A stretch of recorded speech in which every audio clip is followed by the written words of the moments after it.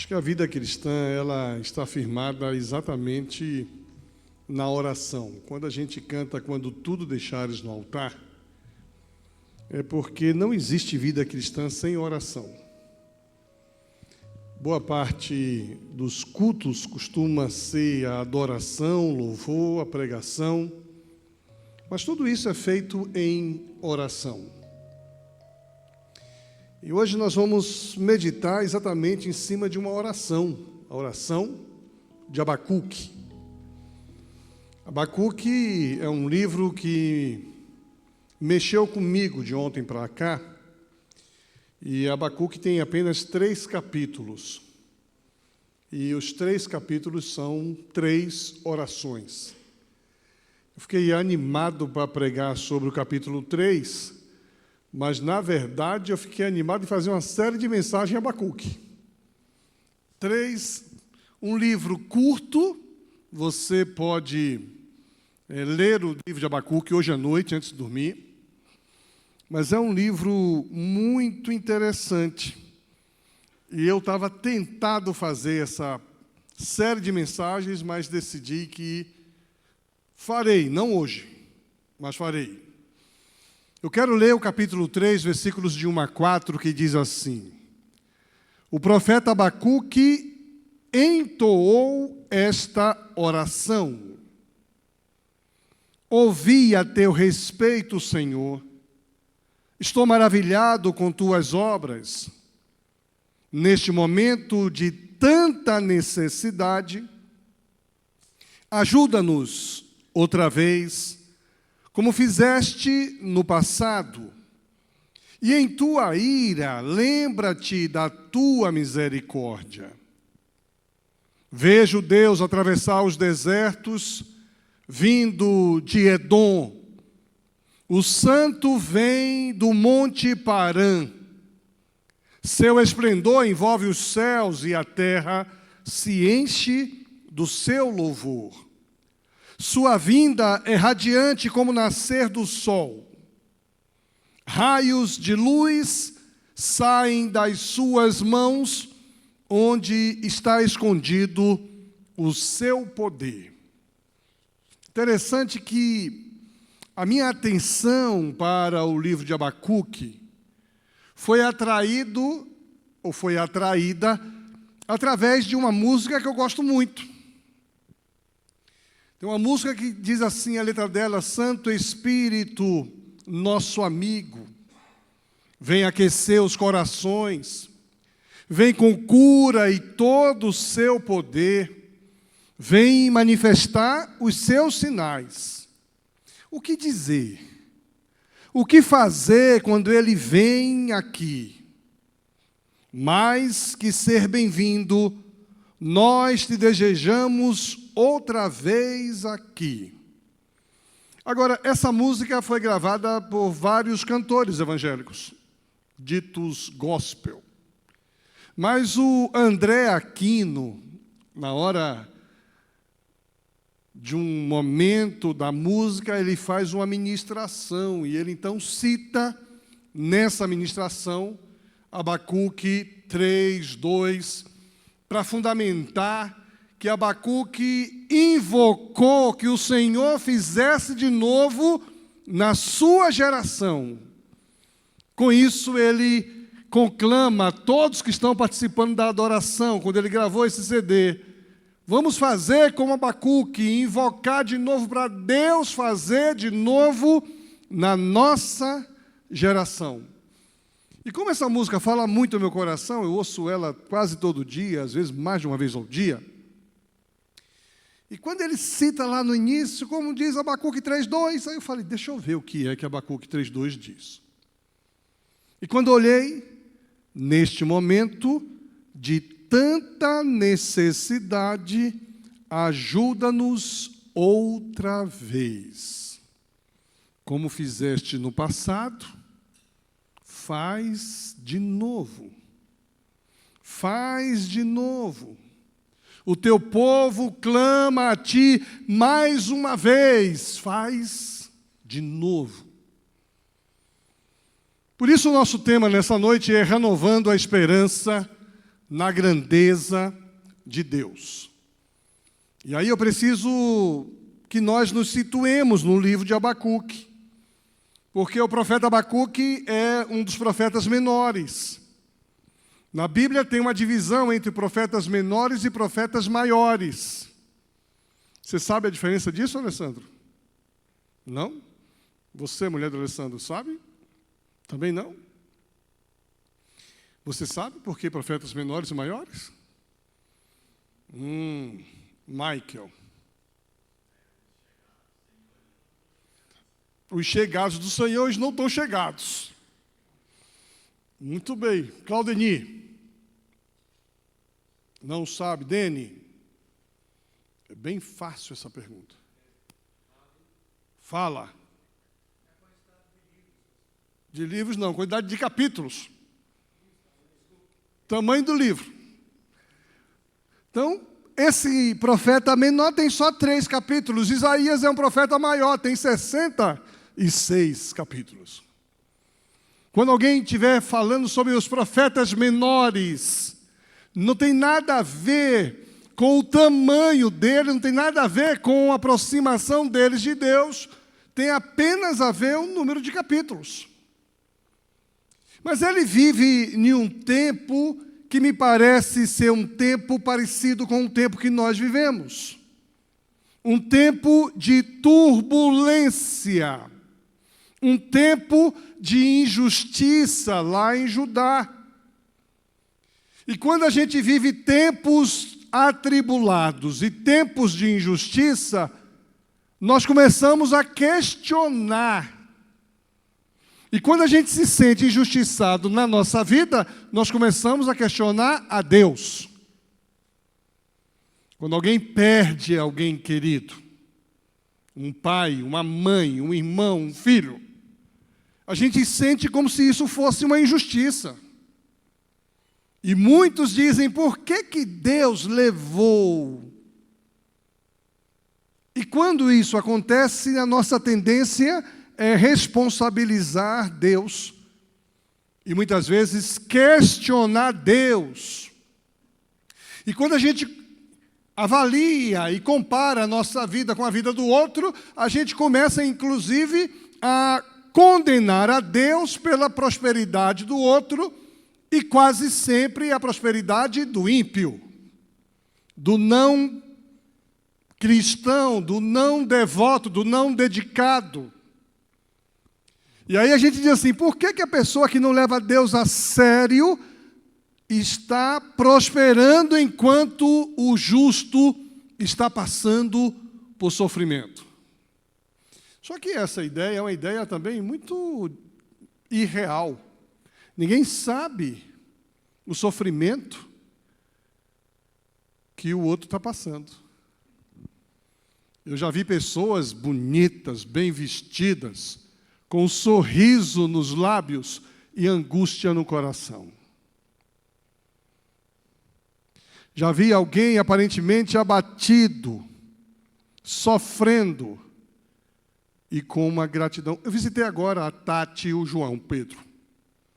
Foi maravilhoso.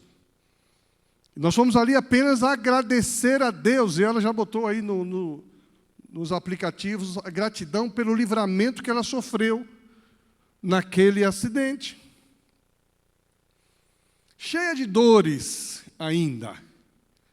E eu sei o que é isso, porque há 1 ano e meio atrás eu passei por um acidente, fiquei cheio de dores aí por uns 20 dias. Ainda hoje me dói o Pix.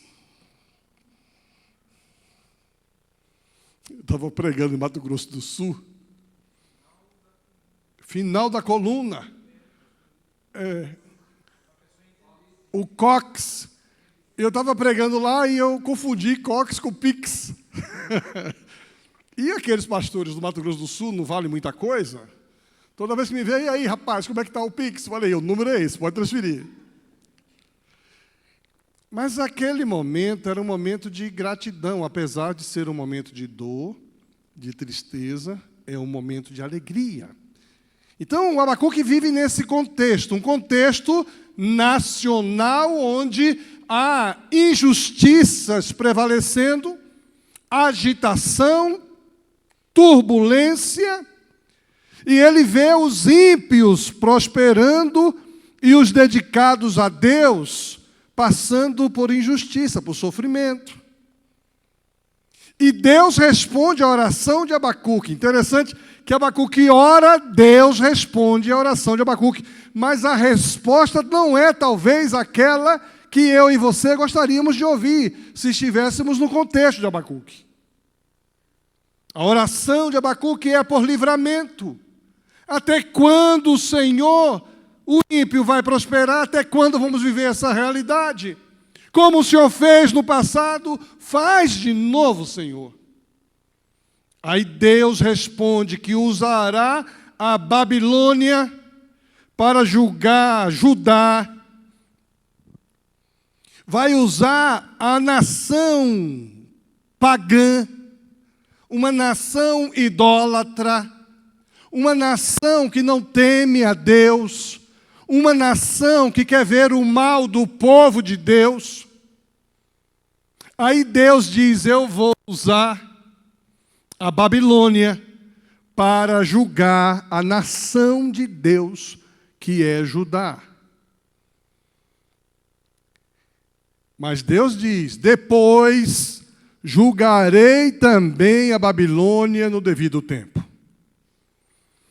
E às vezes a gente não entende o que está acontecendo, quando a gente vê o momento turbulento que a gente vive. O momento de injustiças que a gente vive.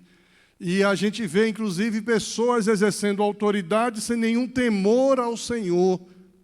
E muitas vezes legislando e decretando contra o povo do Senhor. Esse é um contexto muito parecido com o contexto de Abacuque. Abacuque, então, muda a sua perspectiva.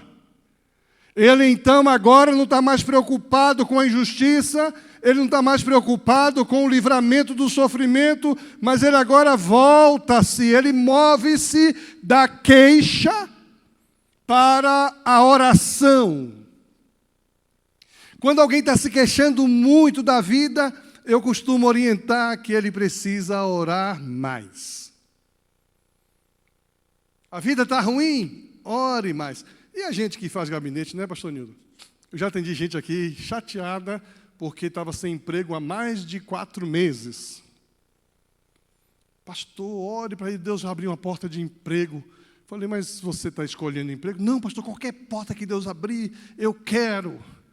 Aí Deus abre uma porta, ele fica agradecido. Teve um que disse assim, pastor, primeiro salário que eu ganhar, eu vou dar para Deus na igreja. Eu falei, ó, Deus não quer o primeiro salário. Deus quer que você seja apenas fiel no dízimo. E aí ele ganhou o primeiro salário, chegou aqui, trouxe o primeiro salário em dinheiro. Eu falei, olha, muito bem, Deus só quer o dízimo. Então, se você quiser dar o dízimo, você dê. Passaram-se aproximadamente 8 meses, começou a reclamar do emprego. Aí eu fico olhando para esses camaradas, às vezes dá aquela chateação de pai, né? Porque às vezes eu me sinto como um pai. Rapaz, toma vergonha, você fazem 8 meses, você estava reclamando que não tinha emprego. Agora está reclamando do emprego que Deus te deu. Vai orar, rapaz. Vai agradecer a Deus. Abacuque muda a sua expectativa, a sua perspectiva. Ele deixa de queixar-se e passa a orar. E a oração de Abacuque é uma oração de confiança em Deus. E se eu confio em Deus, a porta que Deus abriu, ninguém fecha. E a porta que Deus fechar, ninguém abre. Interessante que essa oração de Abacuque, ela tem uma estrutura. Primeiro, o reconhecimento e maravilhamento da grandeza de Deus. Ele reconhece a grandeza de Deus e fica maravilhado. Segundo, há um clamor por intervenção de Deus. Eu preciso que Deus intervenha. Eu preciso que Deus ponha a sua mão. Eu preciso que Deus olhe para essa situação. E, por fim, há uma visão da majestade de Deus, há uma visão da beleza de Deus, do encanto de Deus. Eu quero dizer nessa noite que eu e você, nós precisamos confiar na grandeza de Deus em tempos de crise. E, gente, estamos vivendo uma crise. Nós temos ajudado muitos irmãos aqui da igreja que estão precisando de alimentos. E eu fui comprar agora, final da tarde, uma cesta para uma família da igreja. E quando entrei, vi lá, cesta básica, R$ 92. E eu olhei o tamanhozinho da cesta.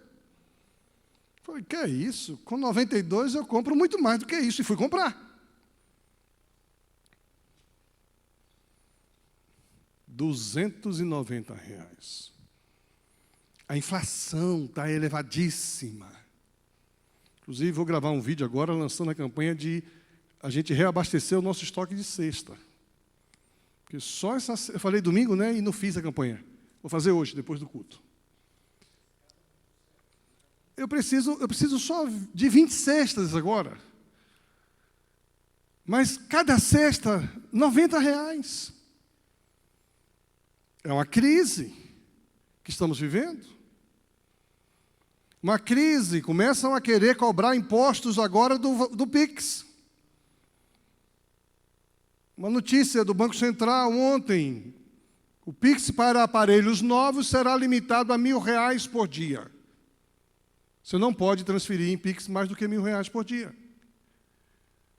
Você pode fazer, no máximo, uma operação de R$ 200 e, totalizando no dia, R$ 1.000. Vai ser tarifado. Isso é jogo do governo. Estamos em crise. O governo gasta descontroladamente e quer tirar da gente. Esse é o contexto. E em tempos de crise, como é que a gente faz? Precisamos confiar na grandeza de Deus. Aí nós somos desafiados a fazermos orações fervorosas, ativas, evocando a misericórdia de Deus. E eu quero então falar sobre esses 3 aspectos da estrutura da oração de Abacuque. Primeiro, maravilhamento com as obras de Deus. No verso 2, ouvi a teu respeito, Senhor, estou maravilhado com tuas obras. Às vezes nós não ouvimos as histórias de Deus. E às vezes nós ouvimos as histórias de Deus com tanta normalidade que a gente não fica mais maravilhado. Quando a gente vê a história do povo de Deus no Antigo Testamento, a gente aprendeu desde pequenininho, e eu fico olhando essas meninas, esses adolescentes, esses juniores, aprendem algumas histórias, desde pequeno ouve essas histórias no ministério infantil, nos adolescentes, nos jovens, e não se maravilham mais.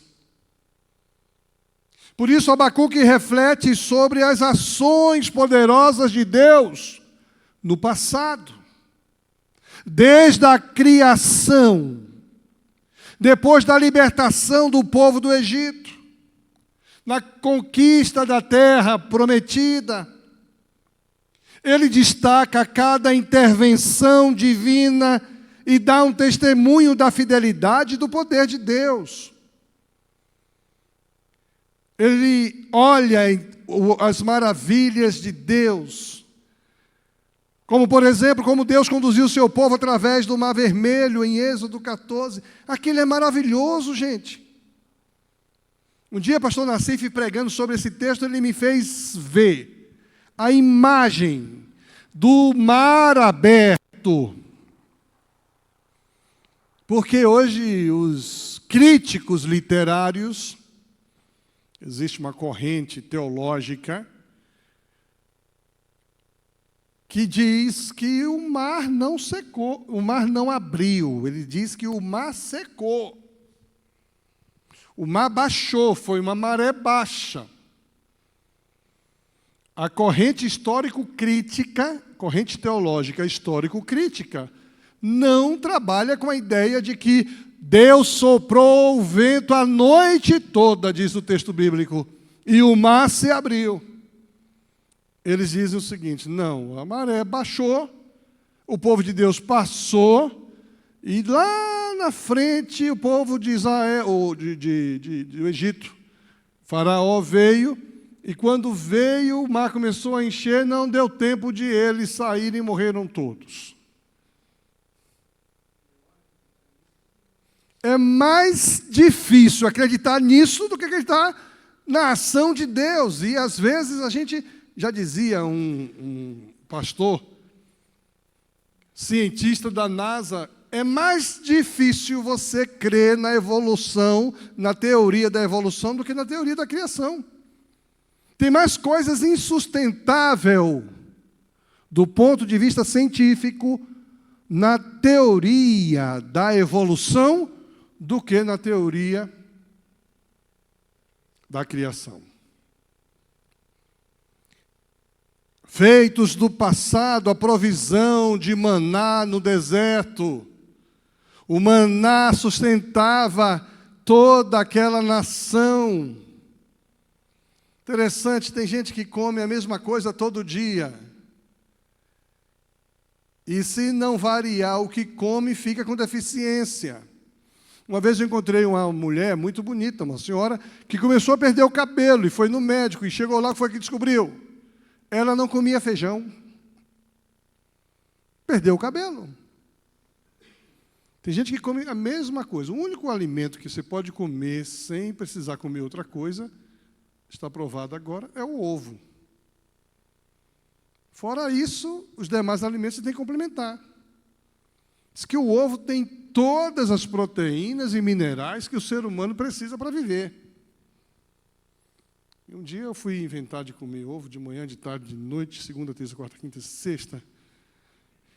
Vocês não acreditam. E veio naquela história de comer ovo caipira, que é mais forte. 10 dias comendo esse negócio, senti cheiro daquele outro negócio. De tanto ovo que eu comi. Terrível.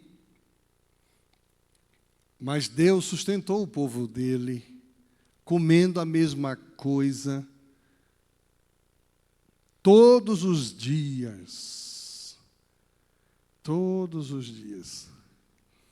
Quando a gente vive em um lar de pouco suprimento, geralmente a gente reclama da comida. Eu me lembro quando nós éramos crianças, lá em casa, 6 filhos homens. Um tempo difícil, mais difícil do que hoje. E às vezes um de nós perguntava: o que é que vai ter para comer hoje, mãe? A mesma coisa de ontem. Essa mesma coisa. Então vá para o deserto comer maná. E quem estudou maná, maná é uma gosma branca, sem colorido, e eu acho que sem sabor. Mas sustentou toda uma nação.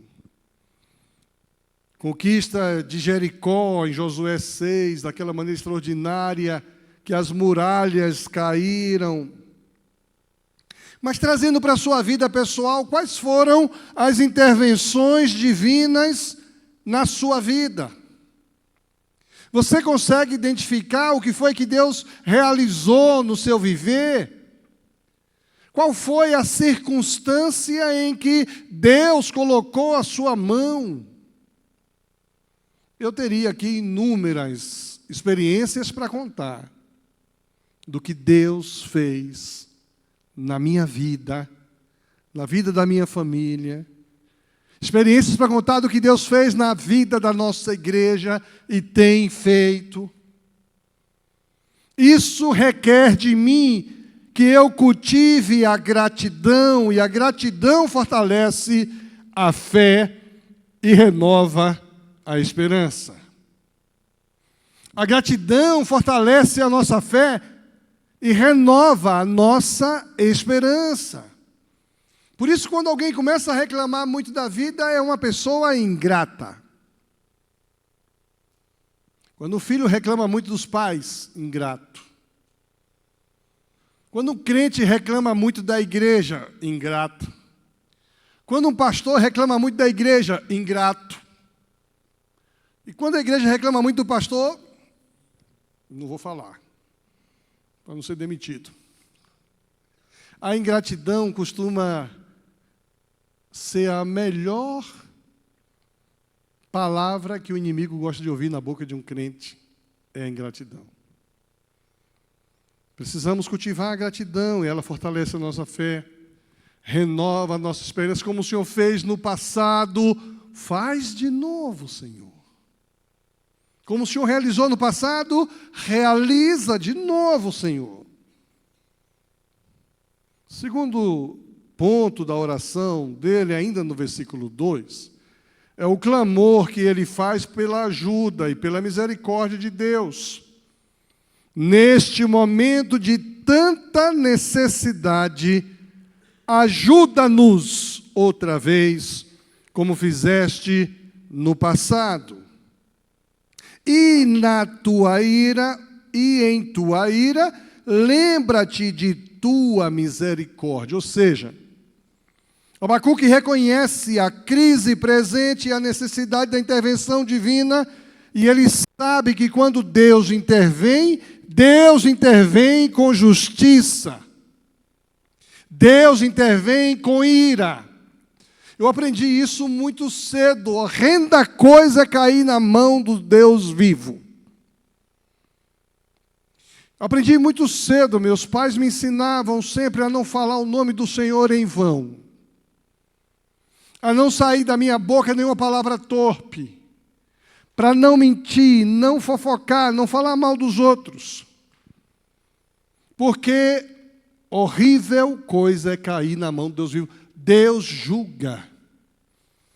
Hoje eu conversava com uma pessoa, fazendo referência a alguém aqui da igreja, e eu disse que alguém tem muita dificuldade, e a pessoa falou, pastor, quem é que não tem? Quando a gente olha para nossas mãos, a gente vê que nossas mãos estão sujas. Falei, é verdade. Quem é que não tem dificuldades? Quem é que não tem pecado?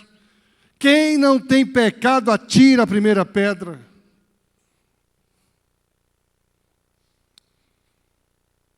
A ira de Deus se estabelece, porque Deus é justiça, e Abacuque reconhece isso. A oração, como uma resposta à crise, a dependência de Deus é fundamental, e aqui há uma dualidade de ira e de misericórdia. A justiça de Deus, e nós falamos não faz muito tempo, 2 semanas atrás, Hebreus 12, 6, que o Senhor corrige, pois o Senhor disciplina quem Ele ama e castiga todo aquele que aceita como filho. Às vezes o ímpio não é castigado aparentemente porque não é filho. É igual aquela coisa que você está aqui com o seu bebê, sua criança, e aí sua criança começa a jogar pedra, não devia, juntamente estimulado pelo outro amigo. E você não briga com os dois, você briga apenas com o seu, porque o seu é filho, o outro não é. Deus castiga os seus filhos. Diz o texto de Hebreus, porque ama. Ele corrige, disciplina, por amor. A misericórdia de Deus também é evocada. Ele reconhece a ira, a justiça de Deus, mas ele clama por misericórdia, porque Deus é compassivo e cheio de graça, como diz o Salmo de número 103, versículo 8. O Senhor é compassivo e misericordioso, lento para se irar e cheio de amor, mas ele se ira. Devemos orar pedindo a intervenção de Deus, colocar nossas necessidades diante do Senhor. Eu gosto muito daquele texto de Mateus 6,33. Alguém lembra o que diz Mateus 6,33? Mas buscai primeiro o reino de Deus e a sua justiça, e todas estas coisas vos serão acrescentadas. Eu atendi alguém ontem assim, pastor, eu tenho uma crise com esse versículo enorme. Eu falei, é mesmo? Por quê? Porque eu tenho buscado primeiro o reino de Deus, mas eu fiquei pensando, se eu não acordar cedo e não trabalhar, Deus não vai pagar minhas contas nem botar o pão na mesa. Eu falei, por que você não está cumprindo Mateus 6,33? Não, estou buscando primeiro o reino de Deus. Aí eu falei, mas você não está buscando a justiça de Deus. Porque a justiça de Deus é a seguinte, do suor do teu rosto, comerás. Você quer comer sem trabalhar? Quem não trabalha, não come. Simples assim, isso é a justiça de Deus. Eu achei interessante porque nem eu nunca tinha visto essa perspectiva de justiça. Eu pensava que justiça tinha a ver com corrigir as distorções sociais, não atribuir o mal para quem não fez o mal, aquela balança de justiça. Mas do suor do teu rosto comerás. Você tem que dar o dízimo do Senhor. Você precisa não gastar mais do que o que ganha. Isso é a justiça de Deus. Eita, pastor, é verdade, né? Eu falei, é. Buscar primeiro o reino de Deus, acordar, ler a Bíblia, orar o dia todo, cantar louvores ao Senhor e dormir. Na esperança de que Deus sustente sua vida. Há tempo para tudo. Eu fico feliz quando a gente vê tantas orações respondidas. Eu fui domingo de tarde na casa do Marcão, da Cris. E ela mandou um recado que eu acabei esquecendo de dar no domingo. Pastor, agradece as orações dos irmãos lá. Eu comecei o culto, só falei na hora da pregação, e com tanta coisa na cabeça, tinha que anunciar uma grávida e tudo mais, pregar aquele sermão. Esqueci de anunciar o motivo de gratidão. Hoje ela já digitou aí. Agradeço a Deus e agradeço as orações dos irmãos. Gente, a dengue está sendo um problema no Brasil. Os meios de comunicação não querem divulgar, estão abafando. A dengue está aí, a dengue hemorrágica está matando. Não quero assustar ninguém.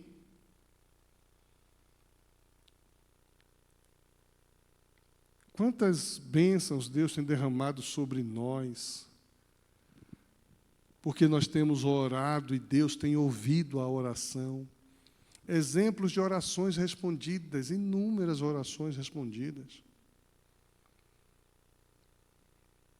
Precisamos crer na justiça de Deus, mas também confiar na misericórdia de Deus. Por isso que a oração do crente sempre vai ter, em algum momento, tem misericórdia de mim, ó Deus. De vez em quando eu estou por aí, eu digo, sem mais nem menos, Deus, tem misericórdia de mim. Estou dirigindo, não sei por que é quase automático, sem pensar. Tem misericórdia de mim. E se não fora a misericórdia do Senhor, nós estaríamos consumidos, perdidos. As misericórdias do Senhor se renovam a cada manhã. Precisamos confiar nessa natureza misericordiosa de Deus, mesmo quando estamos enfrentando correções, justiça, disciplina. E mesmo quando se levanta um governo ímpio, como é o caso da Babilônia, Deus está exercendo sua disciplina sobre o seu povo. E a terceira parte da oração de Abacuque é a visão da grandeza de Deus, no versículo 3. Vejo Deus atravessar os desertos, vindo de Edom, O santo vem do monte Parã, seu esplendor envolve os céus e a terra se enche de seu louvor. Há uma manifestação da grandiosidade de Deus. A visão de Abacuque expressa o esplendor de Deus como algo que cobre os céus, que enche a terra. A presença de Deus vai além, transcende lugares específicos. Edom e Monte Parã simbolizam regiões além de Israel. A grandeza de Deus vem além de Israel. A misericórdia de Deus vem além de onde eu estou, da minha linhagem, da minha família. A grandeza de Deus vai além da Igreja Batista em Lindóia. Edom e Monte Parã têm significados históricos para o povo de Judá. Representa a passagem do povo de Israel pelo deserto e a revelação de Deus no Sinai. Mas a descrição desses dois lugares aponta para a universalidade de Deus, do louvor de Deus. Deus não é limitado geograficamente. Deus está aqui, está em todo lugar. Deus está aqui, está no Oriente Médio. Deus está aqui, Deus está na China. Deus está aqui, está em um outro planeta. Deus está aqui, está em outra galáxia. Deus está aqui, está em outro sistema. Nós falamos muito nesses dias sobre a grandeza de Deus. Isso deve impactar a nossa visão espiritual. Precisamos de uma visão renovada da grandeza de Deus em nossas vidas. Se um fio do meu cabelo não cai sem que ele tenha ciência, eu preciso descansar no Senhor. Ainda que os montes se projetem para o meio do mar, ainda que as águas rujam e espumem, há um rio cujas correntes alegram a cidade de Deus. Nos momentos mais difíceis da minha vida, eu lembro desse salmo e lembro que há um rio. Há um rio que vem do trono de Deus e que acalma toda e qualquer turbulência que, porventura, eu esteja vivendo. Aqui a gente é estimulado a renovar essa visão da grandeza de Deus. A percepção da santidade e esplendor de Deus deve impulsionar nossas vidas para uma vida de louvor, para uma vida de adoração. Nós precisamos ficar maravilhados com o que Deus faz, com as coisas menores que Deus faz. Às vezes a gente se acostuma com o que Deus faz e não se maravilha mais. Graças te dou, ó Deus, pelo dia que eu vivi hoje. Que maravilha o meu dia. Saí cedo, corri o dia todo. Estou fechando o dia com saúde, com alegria, com entusiasmo. Às vezes um livramento. Toda viagem que eu faço, vocês sabem que eu viajo muito. Gente, nós saímos daqui segunda-feira passada para São Paulo. Eu, pastor Amaro e Rogério. Mais de 15 carros capotados, batidos, virados, de manhã cedo. E o Rogério foi dirigindo. Eu nem queria que ele dirigisse, que eu queria dirigir. Aí ele já entrou, veio da minha porta, abriu, aquele jeito do Rogério. Aí eu tive que sair do meu carro, do que é nosso, fui para o outro lado. E ele disse, dirigir enjoa, né? Começa a vomitar. E aí a gente dirigindo, e lá e tal, não sei o quê, bababá. Quando chega em São Paulo, que ele olha os pneus do carro, careca. Eu disse, pastor, o pneu está careca. Eu falei, mas você disse que eu podia andar mais 5.000 quilômetros. Há 3 meses atrás, a concessionária Só, o seu pneu está careca. Falei, mas pode deixar que eu tenho um mecânico lá na igreja que a gente resolve isso. Mostrei para ele, disse, não, pastor, dá para rodar mais 5.000 quilômetros. Isso quando eu fiz a revisão dos 30.000. Agora eu fiz a revisão dos 50.000. Aí passou 5.000. Aí eu falei, mas Rogério, você não disse que eu podia andar 5.000? Eu falei, pastor, o senhor andou 15.000 a mais do que o que eu falei. 5.000 cada pneu. Gente, o pneu... Eu disse, pastor, esse carro... Aí me deu medo, tive que voltar de madrugada dirigindo, porque ele dormiu igual uma pessoa que dorme. E eu tive que voltando devagarinho ali, porque ele disse, o pneu está mal, tem que trocar o pneu urgente. Aí eu cheguei aqui, 3:30 da manhã, eu disse assim, graças te dou a Deus, porque fizemos uma viagem bem, apesar dos pneus carecas, em um momento em que a gente viu mais de 15 carros capotados. Às vezes nós não valorizamos as maravilhas de Deus. Ter essa criança no seu colo, Marcão, isso é uma maravilha. Ela nunca veio no meu colo, Marcão. São amigos? Glorifique a Deus por isso. A Mel não senta mais no seu colo, não quer nem saber mais disso. Entendeu? Olha aí. A gente, às vezes, não valoriza as grandezas de Deus. Nós estamos tão acostumados a ter a rotina de que temos, e a gente não valoriza isso. Confiar em Deus. Deus faz grandes coisas por nós no presente, porque Ele fez no passado de Israel, fez no nosso passado, faz no nosso presente, e fará no nosso futuro.